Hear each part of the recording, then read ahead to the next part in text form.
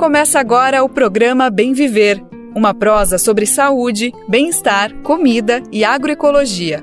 Produção Rádio Brasil de Fato.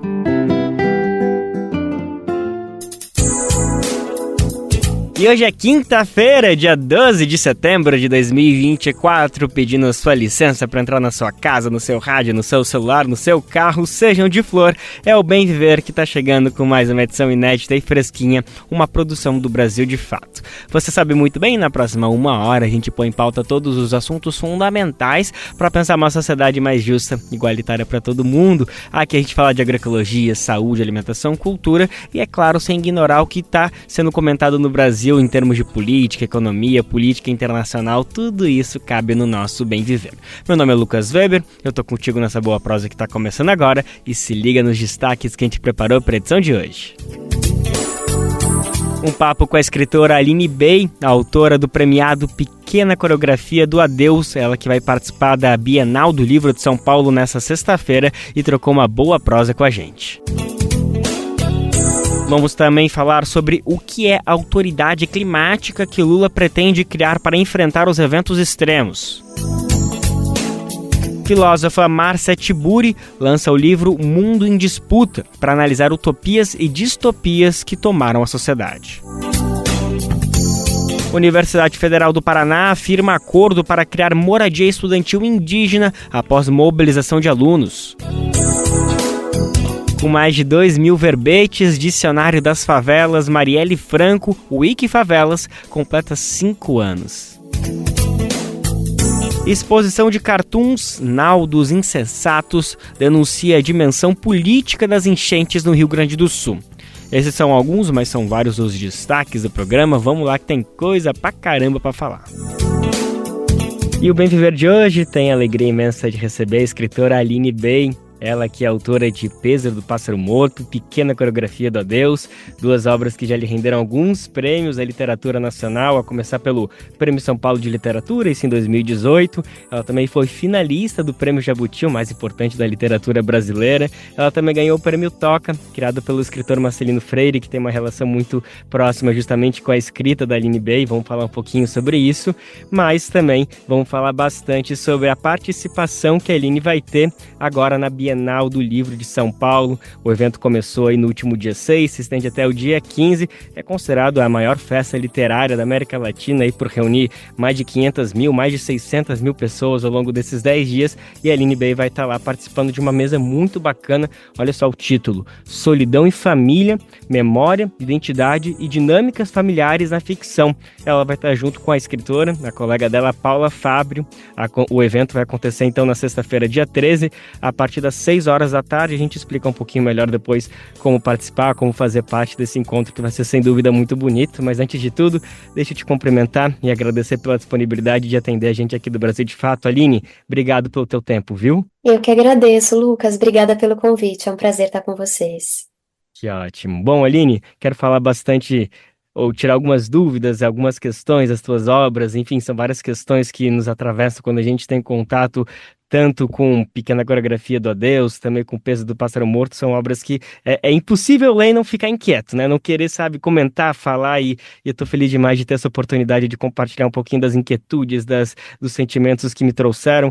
Mas acho que antes de falar dessas 2 obras e também saber da próxima, que tô na expectativa que no final dessa conversa a gente tire um pouquinho de qual vai ser o próximo livro, qual vai ser o terceiro livro que a Aline vai lançar aí. Tô na expectativa que alguma coisa saia, mas antes, para não frustrar ninguém, eu quero começar falando justamente dessa mesa tão bacana, que tem um nome muito forte, que dialoga muito, especialmente com as tuas obras, mas me parece que mais que tudo com essa mais recente, a Pequena Coreografia do Adeus, mas eu acho que, permeia bastante da tua escrita. Então eu queria te ouvir um pouquinho, Aline, se foi você que propôs esse tema, se chegou para ti, se você que pensou na Paula Fábio para estar dialogando contigo. Enfim, apresenta um pouquinho dessa proposta tão bonita que você vai estar dialogando aí na Bienal do Livro na próxima sexta-feira, dia 13. Com certeza. Na verdade, foi uma proposta que chegou da própria Bienal, e que me surpreendeu de uma forma muito bonita, porque também tem um entrelaçamento com o trabalho da Paula Fábio, que é a autora que vai estar comigo. A gente vai conversar com a Raquel Coser, que é jornalista e que vai conduzir, né, as nossas reflexões também.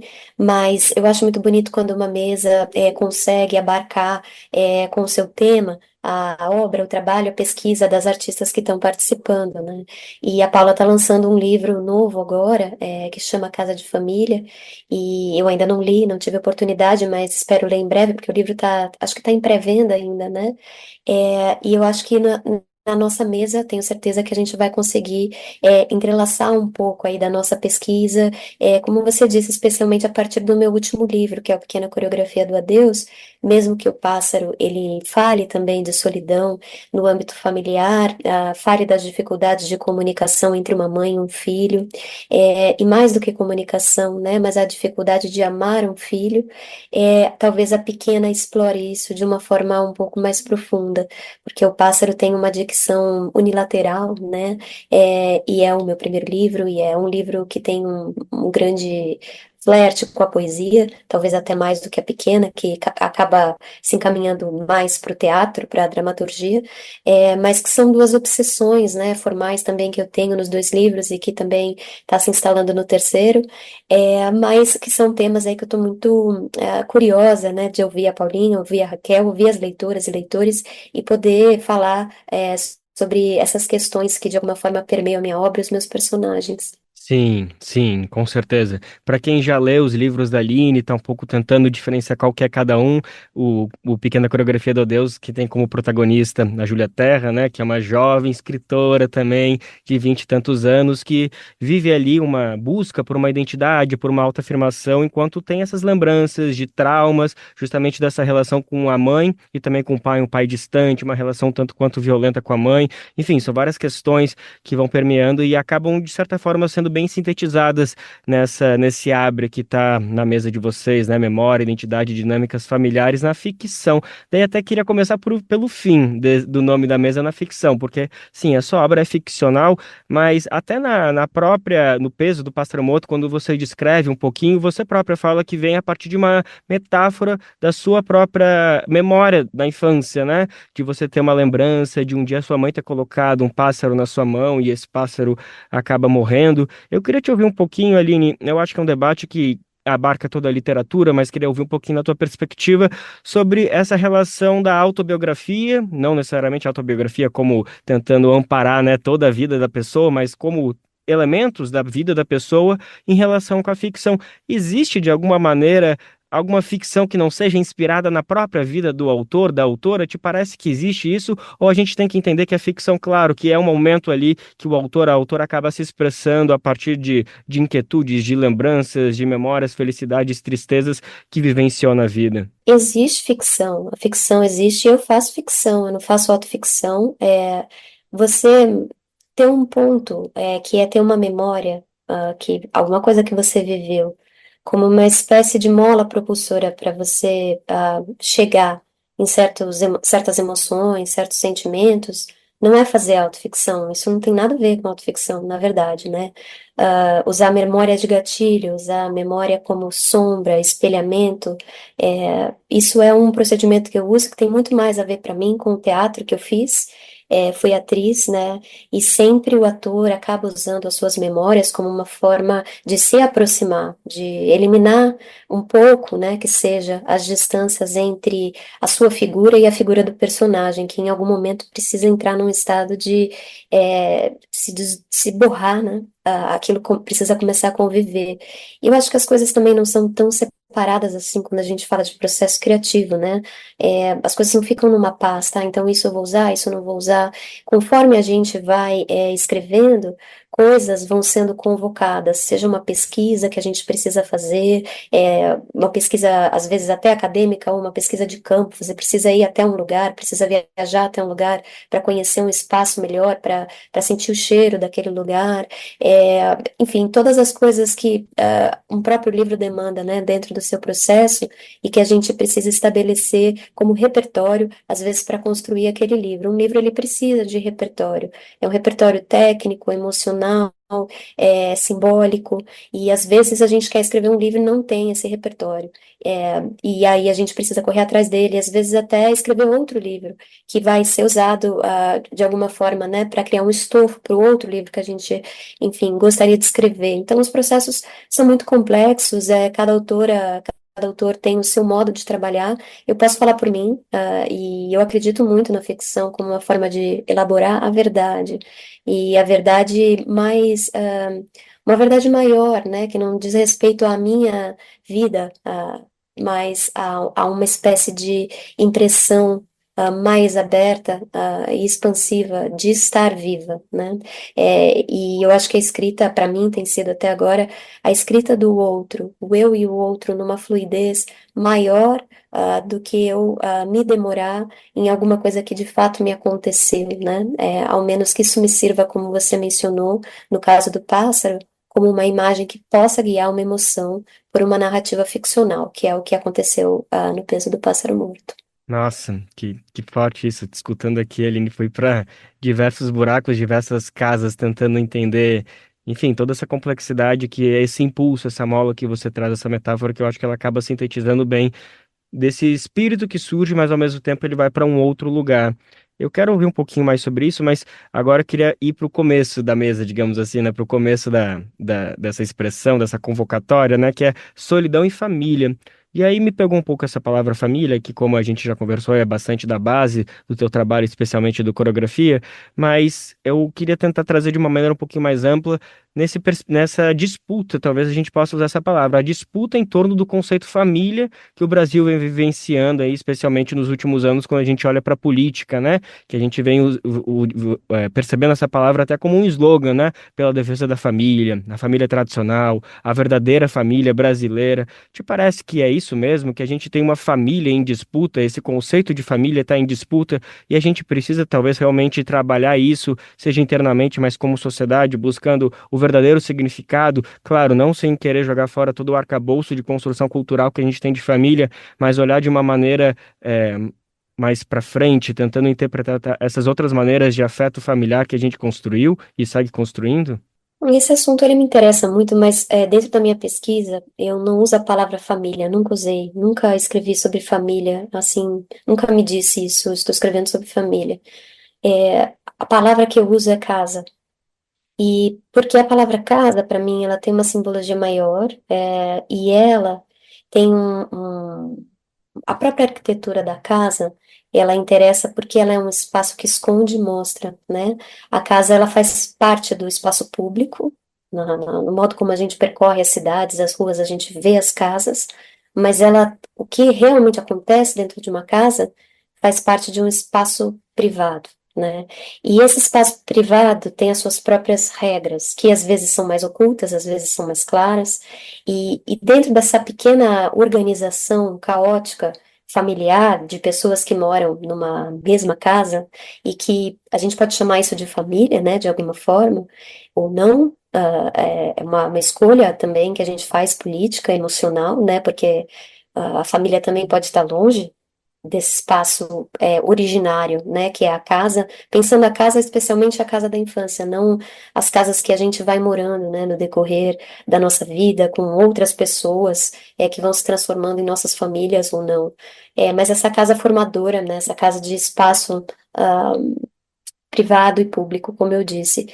Então, eu acho que eu tenho investigado esses limites do público e do privado de alguma forma, porque tem certas coisas que acontecem numa casa que não devem ficar, né, protegidas pelo segredo da família, que devem ser expostas porque são questões extremamente políticas e que precisam ser debatidas coletivamente, para que essas mudanças possam acontecer de fora para dentro e de dentro para fora, né, porque os movimentos são simultâneos.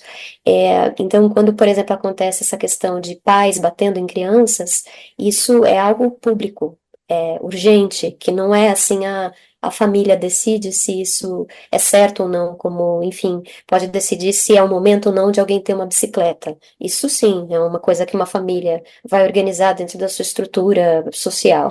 Agora, não se pode bater em criança, isso não é possível que isso exista, não dá para naturalizar esse comportamento ainda hoje, né? Eu acho que a Pequena fala muito sobre isso, dos traumas muito profundos que uma criança sofre quando ela está imersa num centro que devia ser um lugar que socorre ela nas suas vulnerabilidades, pelo contrário, né? É um lugar onde ela não pode nunca relaxar. Ela precisa estar sempre em guarda, porque talvez seja um dos lugares mais perigosos para essa criança, sendo que a rua também é perigosa. E aí, onde é essa criança, que é esse corpo vulnerável, né? Esse corpo é, que está num estado que precisa ser cuidado pelas outras pessoas, pode estar. Se não é na casa e também não é na rua, se não é na escola, aonde esse corpo existe, entende? Existe uma invisibilidade, uma anulação dos desejos e potências da infância que vão reverberar durante toda a nossa vida depois. E que muitos adultos acabam reproduzindo isso de uma forma até inconsciente, porque não tratou seus traumas, porque não olhou para isso, né? E vem com discursos, clichês que a gente escuta muito, né? De, para mim foi assim, então é assim que vai ser para os meus filhos também. E naturalizando a violência que às vezes até a própria pessoa sofreu, né? Sem se dar conta do tamanho do rombo emocional que isso pode e deve ter causado para essa figura. Então, meus livros falam disso, né? Tenho falado disso, assim, de forma bastante é, comprometida, eu sinto, né? São os meus assuntos aí dos meus primeiros livros e espero conseguir debater com a Paulinha e com a Raquel e com as leitoras e leitores lá da Bienal. Sem dúvida, vai ser incrível. A gente está falando aqui com a escritora Aline Bey, ela que participa da Bienal do Livro de São Paulo, que acontece, já está acontecendo a Bienal, né? Começou na sexta-feira, dia 6, se estende até o dia 15, mas ela, Aline Bey, com certeza vai estar lá vasculhando novas referências, buscando novos livros, mas ela vai estar como convidada participando da mesa Solidão e Família, Memória, Identidade e Dinâmicas Familiares na Ficção. Ela que vai estar ao lado da também escritora Paula Fábio. Isso então acontece sexta-feira, dia 13, às 6 horas da tarde. É muito bonito tudo isso que tu está trazendo realmente, Aline, da gente olhar para a criança como um sujeito, né? Um sujeito de direitos, algo que é tão básico, tão intrínseco, está na nossa Constituição, está no nosso imaginário, mas a gente acaba negando de diversas formas. Parece que a gente sempre olha a criança como um futuro adulto, né? Nunca como uma criança presente. E, enfim, eu acho que a tua obra retrata isso muito bem. Quero falar mais, só que a nossa conversa está chegando ao fim. E, Aline, eu vou ter que perguntar sobre o teu próximo livro. Tu pode nos adiantar alguma coisinha? Tem alguma coisinha que tu pode falar já pra gente? Tá já no papel, tá na cabeça ainda? Já tá com a editora, será? Já está com a editora, ele está chegando aí nas suas últimas versões. Eu tenho a impressão que a gente vai publicar no ano que vem, né? Também em diálogo com as minhas editoras, a gente está com essa intuição. De toda forma, é um livro que eu estou escrevendo há 3 anos, né? Desde que eu terminei A Pequena, que foi publicada em 2021. E é um livro que eu encontrei na Pequena, porque os meus trabalhos têm sido muito cíclicos, e especialmente esses 3 primeiros que eu sinto que de alguma forma eu tenho escrito quase que uma trilogia involuntária, né, da própria casa, né, que é isso que a gente estava conversando na resposta anterior. E o Pássaro, ele foi um livro que me mostrou de que matéria eu sou feita, de que matéria é escrita, a minha escrita é feita. E a Pequena escutou isso, né, e propôs um desdobramento do pássaro a partir desse filho, que é o Lucas, no Peso do Pássaro Morto, que é invisibilizado pela mãe, né, por razões que ficam muito claras no livro, mas que, como é um livro de primeira pessoa, esse filho não fica contemplado nas suas dores e angústias também. Então, meu desejo foi contar uma história a partir do ponto de vista de uma filha, transformando esse filho em filha, porque a minha pesquisa passa muito pelo protagonismo da mulher nas histórias. E esse meu terceiro livro, ele vem de uma frase específica da Júlia, que quando eu estava escrevendo, abriu um grande portal para mim, que é quando ela fala da avó dela, porque ela teve uma avó que ela conheceu muito pouco, porque essa avó tinha uma relação bastante difícil com a mãe dela também, e ela lamenta não ter conhecido melhor essa avó, e ela tem um pensamento que ela diz, é uma pena que as nossas avós vão embora antes de nos tornarmos pessoas que sabem aproveitar uma conversa. E quando eu escrevi essa frase, realmente isso se abriu para mim, e eu fiquei com um desejo imenso de contar uma história sobre uma avó e uma neta. E estou realizando esse desejo, essa obsessão nesse meu terceiro livro. E mais num conto para poder falar mais dele depois, quando eu lançar. Pronto, então já temos aqui um encontro pré-marcado para o lançamento do terceiro livro da Aline, que será que já tem nome? Será que pode dizer as iniciais, alguma coisinha? É demais pedir isso. Não, não vou falar nada disso ainda. Tá tudo certo. Mas só para eu fiquei com uma sensação, mas queria te entender um pouquinho, se a gente pode entender como uma continuação de Pequena Coreografia do Adeus, ou digamos tem uma inspiração, dialoga diretamente, mas não necessariamente são episódios cronológicos, sucessivos.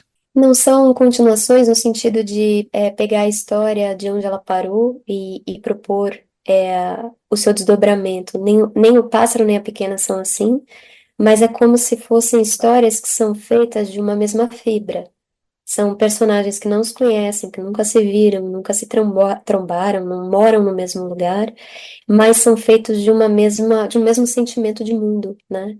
É, então, é sobre isso, né, o livro. Ele não tem nada a ver com a pequena, ele não olha para a pequena, mas ele é feito, quem lê sabe, né, que essas matérias todas estão sendo levantadas a partir de uma mesma perspectiva, talvez. E Aline, agora sim, só para fechar, queria só saber se ele vai manter essa tua marca registrada, essa inovação que você está trazendo, já consolidada, de misturar tão bem a prosa e a poesia, tão bem consolidadas, eu me refiro nos 2 livros. Tu também já partiu desse pressuposto, está desenvolvendo por aí?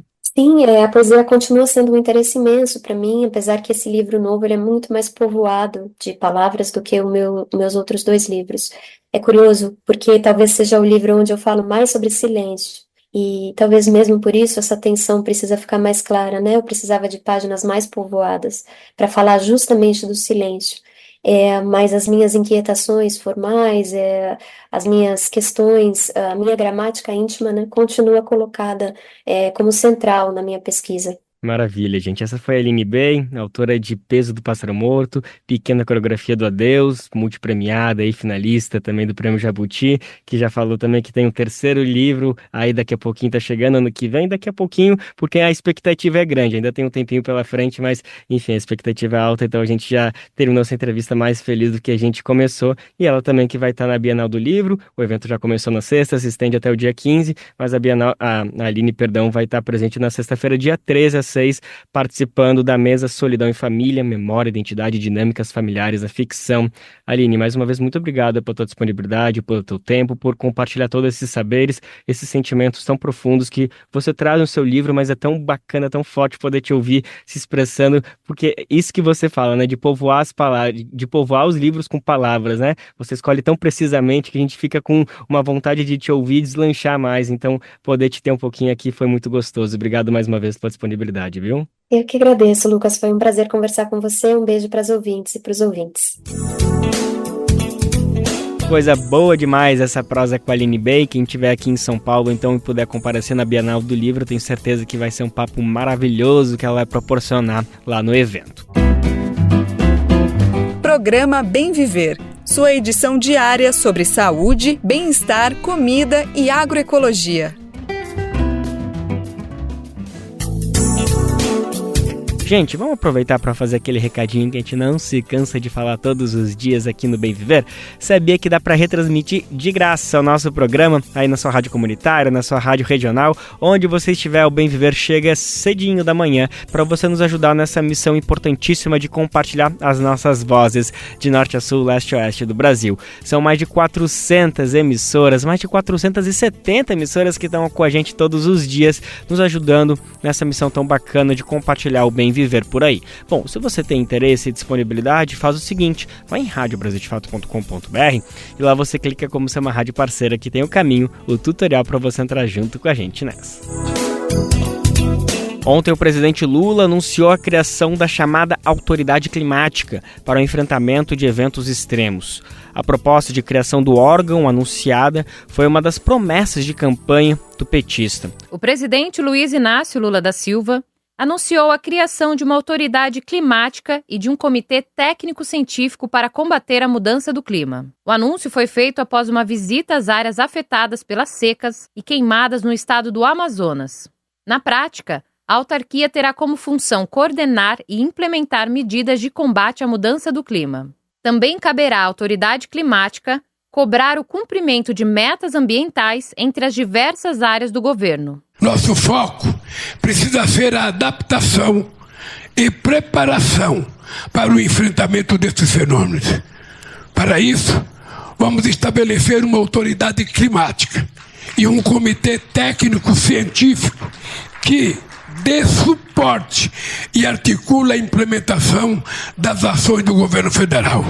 O plano anterior, e vocês sabem, para o meio ambiente estava claro, era abrir a porteira para deixar o gado passar. E a gente acha que a gente pode até criar gado, mas não precisa destruir a floresta e o nosso planeta para a gente criar. Na prática, a autoridade climática ficará responsável por ações integradas com estados e municípios. Uma das tarefas será produzir subsídios para acelerar a política nacional sobre mudança do clima. A iniciativa foi uma promessa de campanha do presidente durante as eleições de 2022, mas ainda não tinha saído do papel. Um dos entraves era a discussão sobre qual pasta deveria ficar com a nova autarquia. Agora, o Ministério do Meio Ambiente e Mudança do Clima ficou definido como responsável.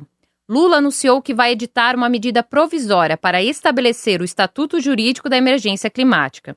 A ideia, de acordo com o presidente, é permitir o enfrentamento mais rápido aos eventos climáticos extremos. A gente pensa que pegava fogo só no Pantanal, pegava fogo só na Caatinga, pegava fogo só na Mata Atlântica, pegava fogo só na Amazônia.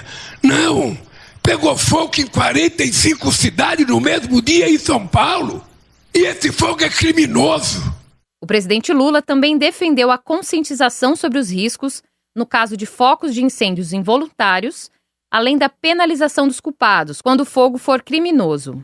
Então nós precisamos ter consciência que nós precisamos punir quem faz queimada. É proibido fazer queimada em época errada.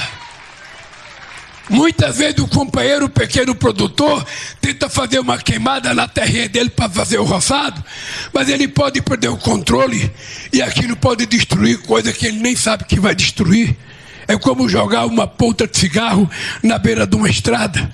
Em discurso, a ministra do Meio Ambiente e Mudança do Clima, Marina Silva, defendeu a aprovação de um marco legal para estabelecer a figura da emergência climática. Segundo ela, esse seria um mecanismo essencial para que o governo possa agir na gestão do risco e não apenas no caso de desastre. Nesse momento, nós estamos vivendo uma junção perversa de alguns fatores que combinados estão criando essa situação. O primeiro deles é o problema da mudança do clima, que está mudando o regime de chuvas, que está mudando o período de seca e de cheia, como vocês estão observando. Uma hora chove demais, outra hora chove de menos.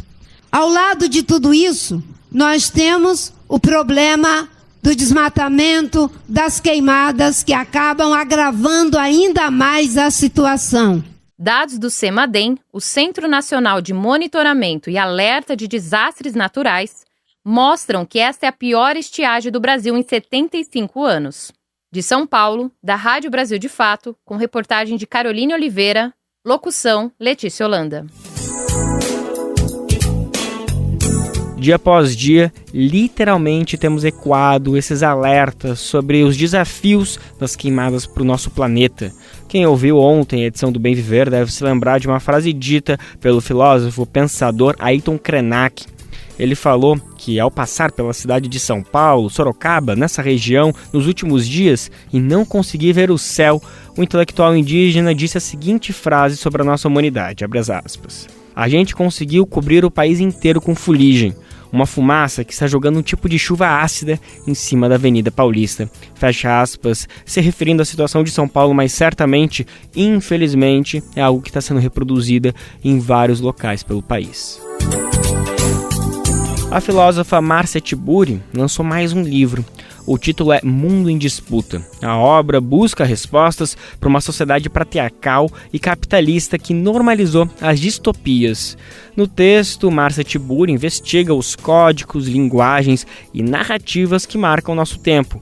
O assunto entrou em pauta na edição mais recente do BDF Entrevista, apresentada pelo nosso colega, esse maestro que é José Eduardo Bernardes. Na conversa, a filósofa falou sobre a motivação e os desdobramentos do novo livro. Como professora de filosofia, minha questão sempre é entender como as pessoas pensam, como elas forjam os pensamentos delas, como se formam as mentalidades das massas.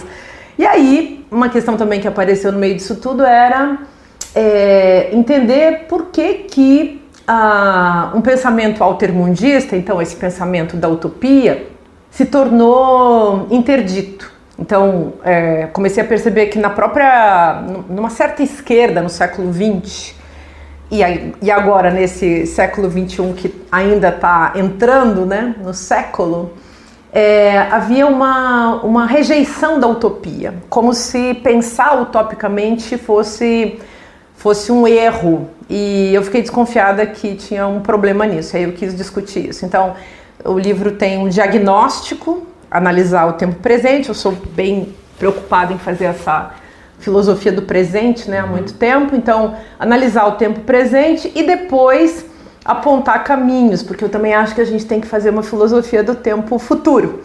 Então, não só prognóstico, é muito fácil a gente ser pessimista e é meio inevitável, mas ao mesmo tempo a tarefa do pensamento reflexivo, a meu ver, é propor caminhos, e nesse sentido a gente tem que seguir um impulso mais otimista do que fazer. E então o livro é sobre isso, sobre o que nós estamos vivendo, considerando nossa visão do mundo, do planeta, não só do planeta e do mundo no sentido assim mais geral, né, mas também dos mundos específicos, dos mundos parciais que a gente habita. E aí, para onde que a gente pode seguir considerando a catástrofe patri-racial capacitalista, que é o que eu levanto nesse livro, né, que é também um conceito novo aí na parada. Marcia Tiburi explica também que enquanto movimentos progressistas se afastam da utopia, a sociedade tem sido cada vez mais capturada por movimentos distópicos. De acordo com ela, eles vão desde a aproximação com um movimento de extrema-direita até negacionismos irracionais, com a ideia de que a Terra é plana. Coisas assim que são absolutamente loucas e absurdas, são da ordem de um delírio. E esse delírio foi normalizado. O nome desse delírio é capitalismo. Nesse livro, eu dei um nome complexo para esse delírio. Eu juntei patriarcado com racismo, com capacitismo, com capitalismo. Então eu tentei mostrar assim, como tudo isso acontece ao mesmo tempo, digamos, numa percepção interseccional do processo, né? Mas a distopia é isso, a distopia é o mundo que não deveria ser, que está acontecendo e que foi naturalizado. E para mim a grande questão é por que as pessoas se contentam com isso? Então, o que o capitalismo, ou o que esse patri-racial, capitalismo oferece para as pessoas é sofrimento, desgraça, morte, tristeza, abandono, fome, e tudo isso é vivido como se fosse o melhor dos mundos possíveis. Isso tudo foi naturalizado. Então eu quis discutir isso. A solução, segundo a filósofa, pode estar em uma nova conjunção de pensamentos que sejam capazes de derrotar ideias patriarcais. O foco é a busca por um socialismo feminista. O que é o ecofeminismo? É uma luta pelos direitos das mulheres junto com o direito da natureza. E tem, isso assim não é uma coisa que eu inventei, tem uma história de séculos desse debate. Aliás, o nascimento do capitalismo, ele está ligado a caça às bruxas, ao colonialismo, enfim. Se a gente for pensar, tem um nexo, se a gente for pensar não, tem várias autoras e gente discutindo isso, que é esse nexo entre a perseguição epistemológica, que tem a ver, por exemplo, com a implantação da ciência moderna na Europa, que isso está casado com a caça às bruxas, está casado com essa colonização e isso, enfim, incide sobre a briga que a gente tem hoje, por exemplo, para discutir reforma agrária. Quer dizer, assim como não se faz reforma agrária, não se para de perseguir os corpos que assim como a terra, devem ser colonizados. Então, uma luta feminista é uma luta pelos direitos das mulheres, e o primeiro direito é o direito ao seu próprio corpo, mas uma luta ecofeminista é uma luta pelo direito ao corpo, e pelo direito à terra e pelo direito à vida, porque já ficou evidente também que o patriarcado capitalista, racista, capacitista é um sistema em que o ímpeto que organiza esse sistema é a pulsão de morte, é o impulso para a morte e para a destruição. E isso tem provas e mais provas concretas. As provas disso que eu estou falando são empíricas.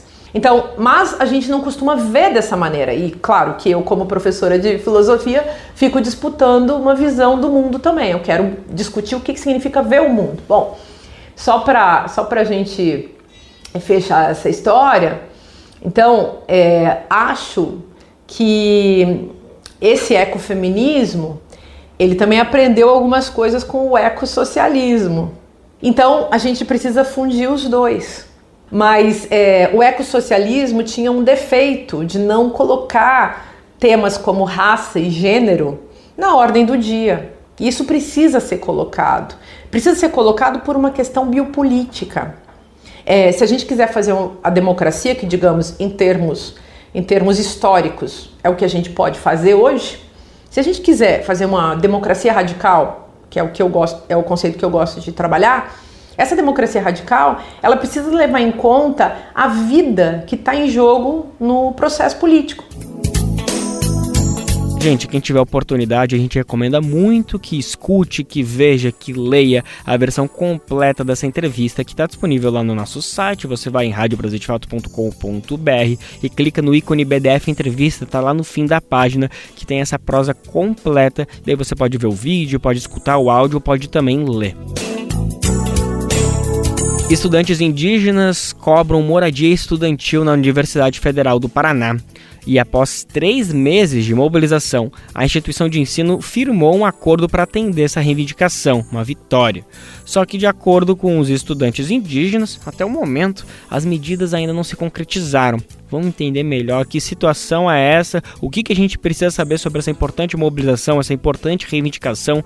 A nossa reportagem no Paraná acompanhou todo o desenrolar dessa situação e também segue de olho nesses desdobramentos. E agora Douglas Matos conta os detalhes pra gente. Após cerca de 3 meses de reivindicações, os estudantes indígenas que ocupavam o Diretório Central dos Estudantes da UFPR, a Universidade Federal do Paraná, deixaram o local na última semana após um acordo que prevê a criação de moradia estudantil e auxílio financeiro para indígenas.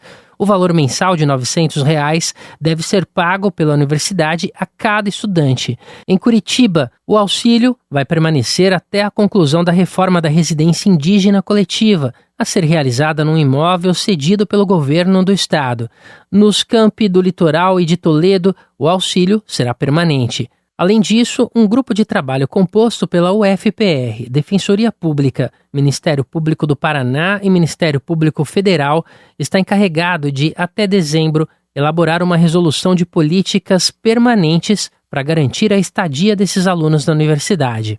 Gislane Vieira, estudante indígena Caingangue e presidenta do coletivo dos acadêmicos indígenas da Universidade Federal do Paraná, ressaltou que, ainda que a UFPR tenha anunciado o acordo, na prática, as medidas não se concretizaram até agora. Saiu reportagens, temos atas referente ao auxílio, referente à moradia, referente ao primeiro andar do prédio DCE. Mas na prática não é o que está ocorrendo. A gente teve cortes de auxílio moradia, que no papel está escrito para acumular, mas não é o que está ocorrendo na prática.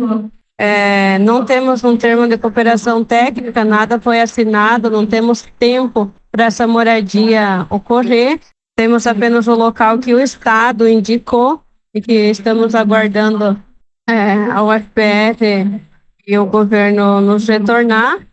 Então, até o momento, na prática, nada está concreto, no caso, né? Só escrito. A ocupação, conhecida como ocupação maloca, reivindicava uma moradia comunitária há 3 meses. Atualmente, a Universidade Federal do Paraná oferece apenas residências individuais que permitem visitas de familiares sanguíneos.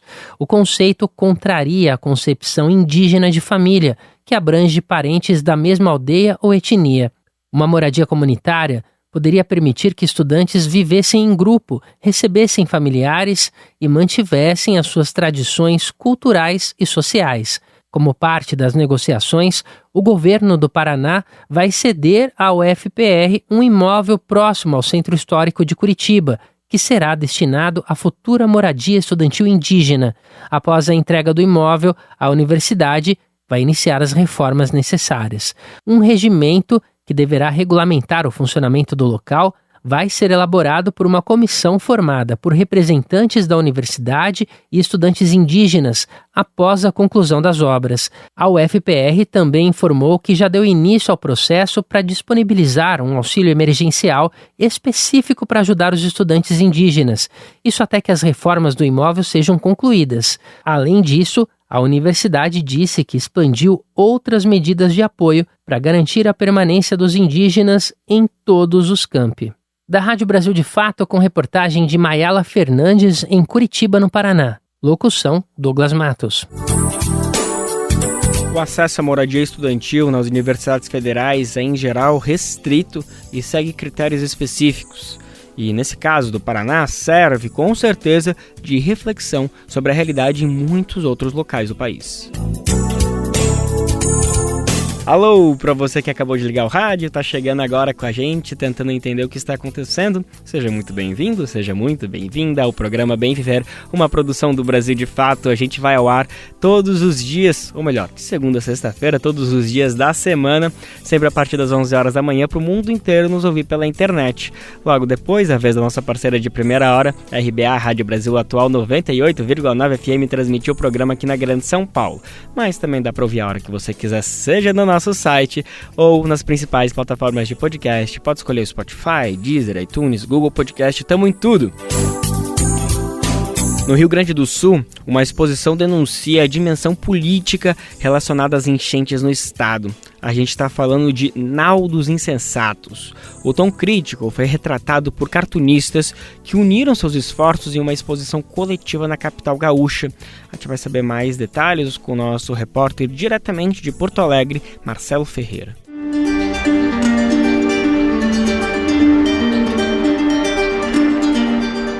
Após 2 meses de trabalho, cerca de 20 cartunistas da Associação de Artistas Gráficos do Rio Grande do Sul, a Agrafar, inauguraram em Porto Alegre a exposição Nau dos Insensatos, o naufrágio do Estado Mínimo. Com o tradicional humor crítico do cartoon, a mostra retrata a devastação e a dimensão políticas das enchentes que atingiram o Estado. A exposição, que depois será itinerante, estreou no início deste mês, no Salão de Eventos da Federação dos Trabalhadores e Trabalhadoras em Instituições Financeiras do Rio Grande do Sul.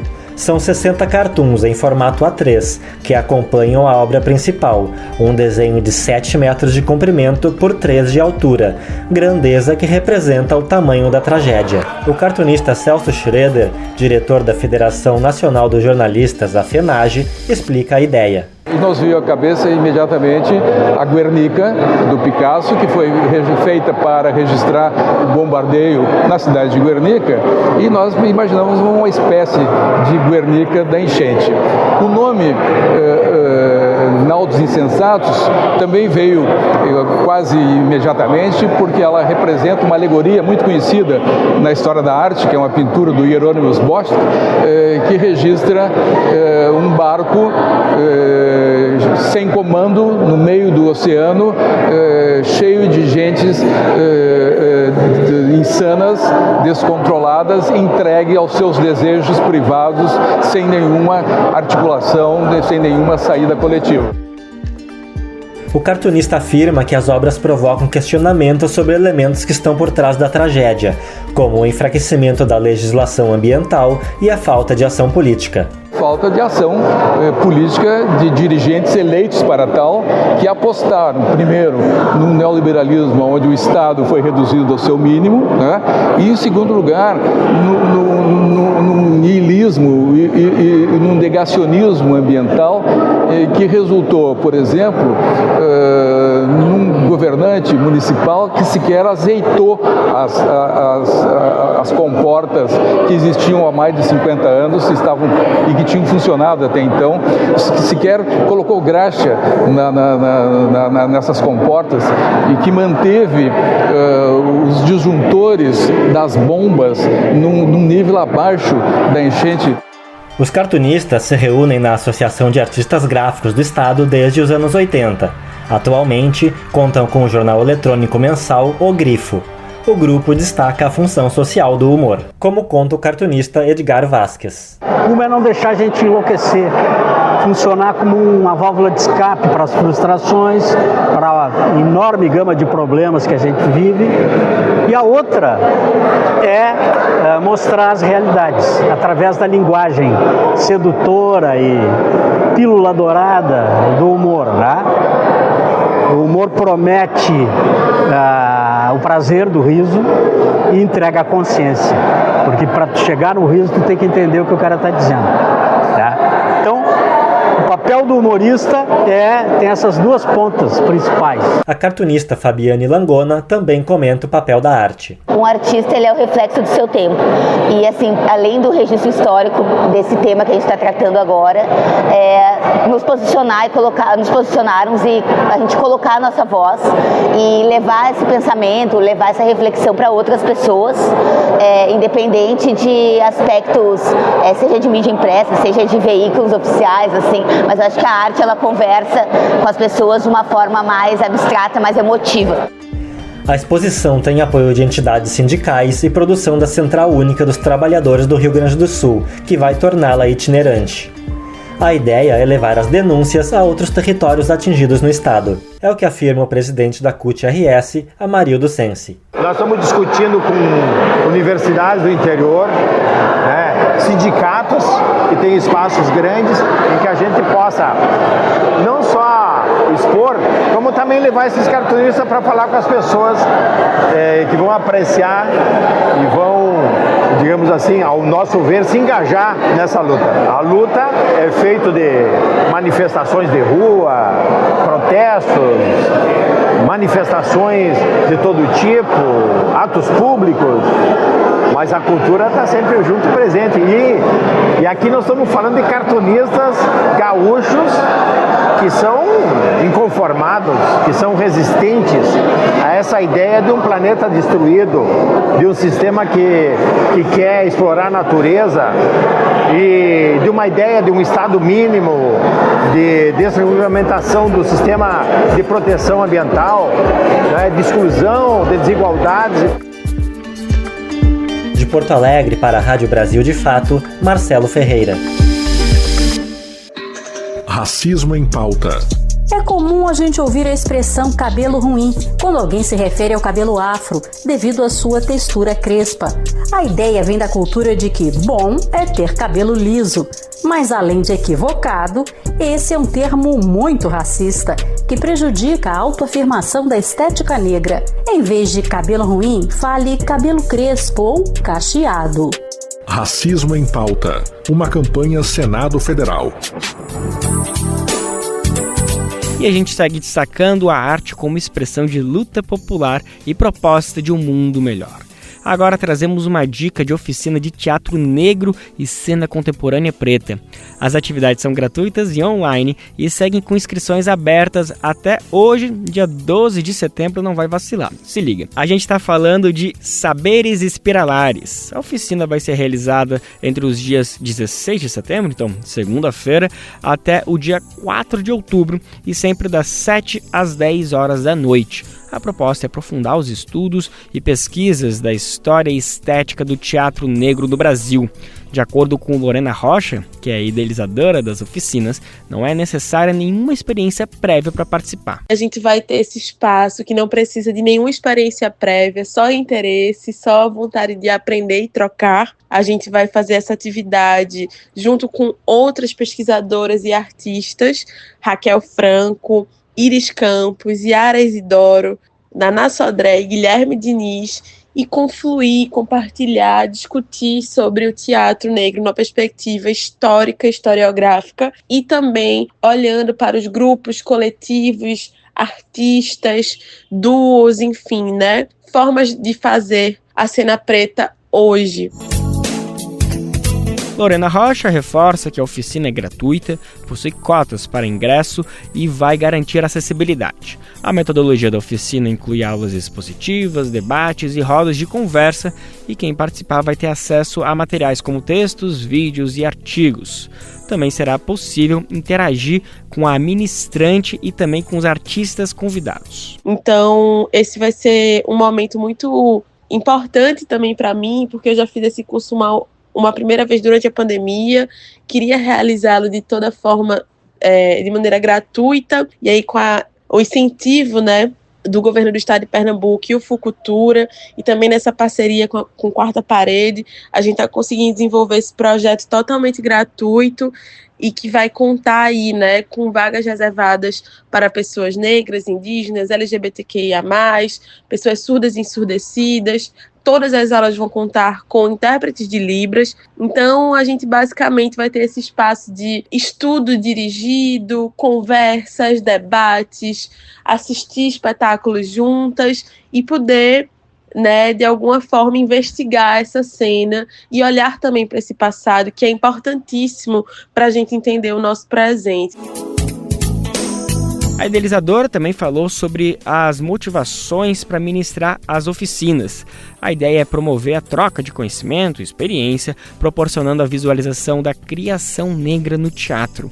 A oficina está dividida em 3 módulos e será abordado desde a história dos teatros negros até produções contemporâneas. Então, convido a todas e todas. Estou muito feliz de fazer esse projeto.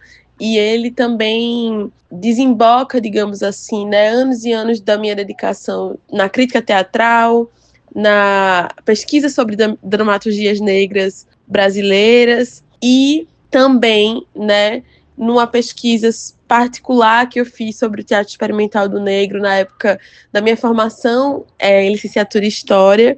Então são muitos anos que vão de alguma forma se condensar nessas 45 horas e eu estou muito empolgada para finalmente ministrar esse curso, essa oficina, e espero todos vocês. Até breve! Bom, gente, a dica para encontrar o link para inscrição é acessar o perfil da página digital Quarta Parede no Instagram. Na busca, basta digitar então o número 4.parede. Então digita assim, 4, o número 4, né? 4.parede. E também o ponto, né? Não escreve ponto, bota 4.parede, procura ali no Instagram que com certeza você vai achar. E ele tem todos os links, está imperdível essa oportunidade. Valeu demais, Lorena, por compartilhar essas dicas. Você adora ler, ama livros e gostaria de entender melhor o nosso país? Imagine receber todo mês um kit com um livro e um dossiê que te ajuda a entender a nossa sociedade hoje, por um preço baixinho e com frete grátis para todo o Brasil. Este é o Clube do Livro da Expressão Popular. Para saber mais, acesse o site expressãopopular.com.br e escolha seu plano. Assine agora! Expressão Popular. 20 anos na Batalha das Ideias.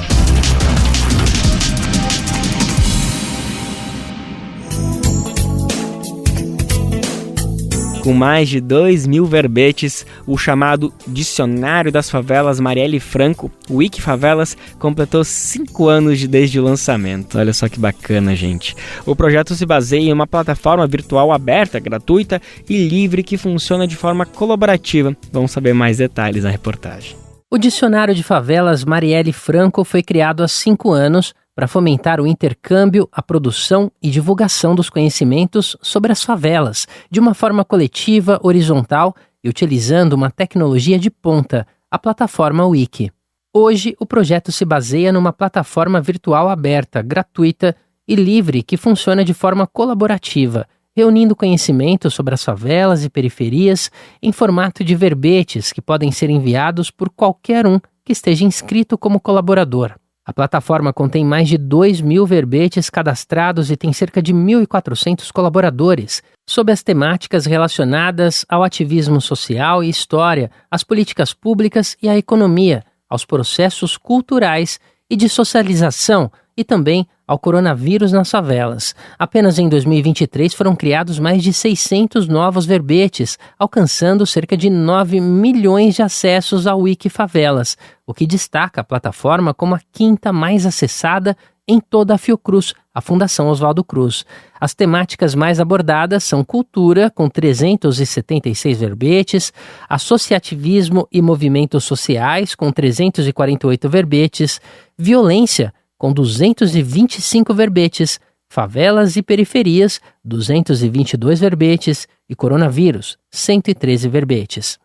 Os verbetes são textos autorais, podendo incluir fotos, vídeos, poemas, entrevistas, biografias e resumo de livros e todas as formas de manifestação escrita ou oral que se inscreva no contexto das periferias e favelas do Brasil e do mundo. O projeto começou a ser formulado em 2016 por uma rede formada por lideranças comunitárias e instituições acadêmicas e coletivos locais, que hoje compõem o Conselho Editorial. Ainda na gestão da presidente da Fiocruz, Nízia Trindade, ela mesma pesquisadora das lutas das favelas, o Dicionário das Favelas se insere no ICI-CT, que é o Instituto de Comunicação e Informação Científica em Saúde, sendo lançado em 2019 e ganhando apoio técnico em áreas cruciais para o desenvolvimento. Para além da plataforma Espaço de Compartilhamento de Conhecimentos, o projeto também realiza oficinas, grupos de estudo, ciclos de debates e cursos de formação, com o objetivo de ampliar o acesso a tecnologias e saberes. Para alcançar cada vez mais o público-alvo, que engloba desde pesquisadores sobre o tema a moradores, lideranças e professores, a equipe do Dicionário de Favelas Marielle Franco está nas redes sociais, como Instagram e Facebook, e com colunas mensais, como no blog Outras Palavras, além de um boletim informativo mensal enviado a todos os usuários cadastrados na plataforma. Nascido como Dicionário Carioca de Favelas, passou a se chamar Dicionário de Favelas Marielle Franco, expandindo o âmbito nacional e internacional. Assim, também foram efetuadas alterações em sua identidade visual e nas atividades que, em conjunto com diversos parceiros, ampliaram o escopo muito além da plataforma. Marielle Franco é homenageada pelo Dicionário de Favelas pela luta em defesa dos direitos humanos, em especial a das mulheres negras, dos moradores de favelas e da população LGBT. Ela foi eleita em 2016 com uma expressiva votação como vereadora da cidade do Rio de Janeiro, aos 37 anos, e vinha se consolidando como uma liderança política inconteste na defesa de valores democráticos e práticas políticas coletivas que mobilizaram a juventude. Marielle foi executada em 14 de março de 2018 num bárbaro crime político. Da Rádio Brasil de Fato, com informações da redação no Rio de Janeiro. Locução, Douglas Matos. E a gente encerra a edição do programa de hoje com a positividade da música Sorriso Favela. A composição junto ao talento do rapper Emicida e do produtor musical Sunny Pitbull, um dos pioneiros do funk carioca. Eu vim devolver o seu sorriso favela, leve e solta pra cantar, nunca esquecer como sua paz é bela, dá força pra continuar. Eu vim devolver o seu sorriso favela, leve e solta pra cantar, nunca esquecer como sua paz é bela, dá força pra continuar. E eles tentam te convencer que sua sina é sofrer, vendo seus filhos morrer. Não, não, não, não é, eu posso entender e pelas esquinas ver suas lágrimas correr e acabar sua fé, vendo homens, barracos e morros sem socorro num lugar sem esperança, nada, sem luz que possa inspirar. Resta buscar o melhor pra construir seu lar, e esse sorriso lindo é o que vai libertar. Eu vim devolver o seu sorriso favela, leve e solta pra cantar, nunca esquecer como sua paz é bela, dá força pra continuar. Eu vim devolver o seu sorriso favela, leve e solta pra cantar, nunca esquecer como sua paz é bela, dá força pra continuar. E eles querem te ver chorar e desacreditar que pode conquistar ao pensar.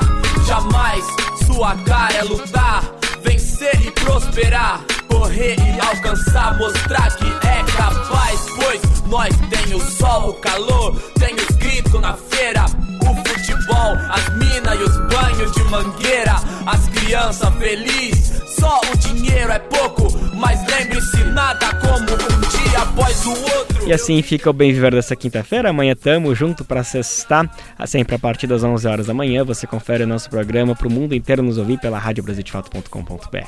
Logo depois, a vez da nossa parceira de primeira hora, RBA, Rádio Brasil Atual 98,9 FM, transmitiu o programa aqui na Grande São Paulo. Lembrando que o Bem Viver vai ao ar em diversas rádios pelo país. E a lista completa de emissoras que retransmitem o Bem Viver você encontra no nosso site, na matéria de divulgação diária do programa. Aqui a gente aproveita para agradecer esses veículos por estarem com a gente. Tamo junto, galera! O Bem Viver também fica disponível como podcast no Spotify, Deezer, iTunes e Google Podcast. A apresentação deste programa foi de Lucas Weber. Roteiro de Daniel Amir. Edição e produção de Rodrigo Gomes, Daniel Lamir e Douglas Matos. Trabalhos técnicos de Lua Gattinoni, Edson Oliveira e André Paroche. Coordenação de Rádio e TV, Muniz Ravena. Diretora de programas de áudio, Camila Salmásio. E direção executiva, Nina Fidelis. Apoio toda a equipe de jornalismo do Brasil de Fato. Até amanhã, minha gente. Tchau, tchau. Você ouviu o programa Bem Viver, uma prosa sobre saúde, bem-estar, comida e agroecologia. Produção Rádio Brasil de Fato.